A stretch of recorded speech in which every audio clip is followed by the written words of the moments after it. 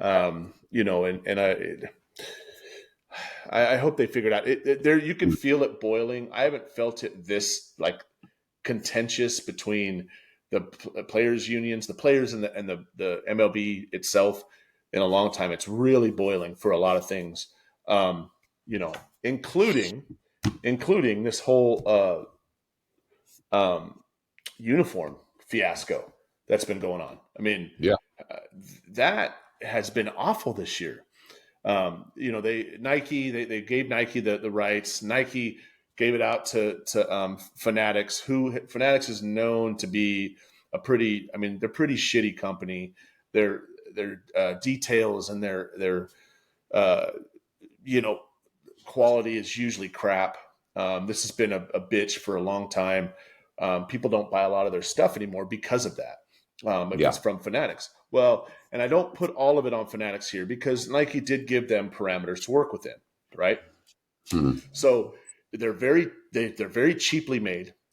They've had issues where literally guys are sweating completely through, and it looks atrocious. It is so bad, and it's not like one or two guys. Every year there's those meatheads that just sweat. Yeah, I mean that happens. That's true. We're talking about like every game, pitchers are just soaked through. That's one of the things.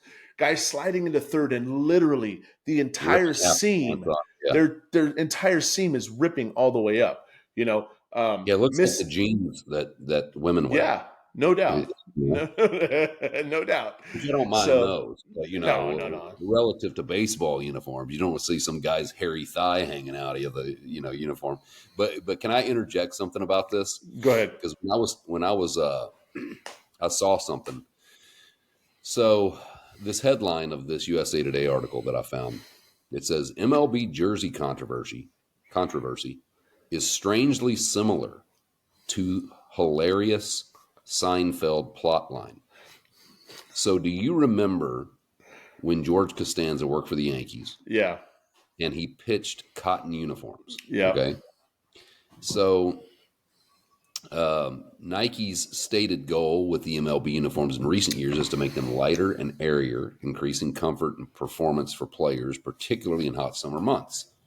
A plan with similar intentions was hatched in a 1994 episode of Seinfeld.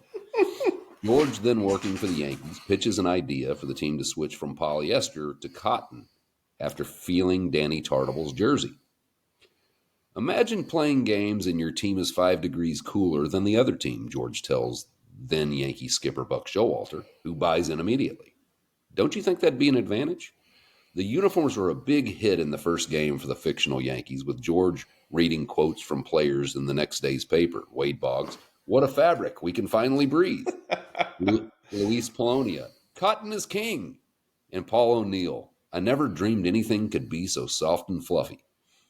But things took a turn when the cotton uniforms shrunk for the Yankees' next game.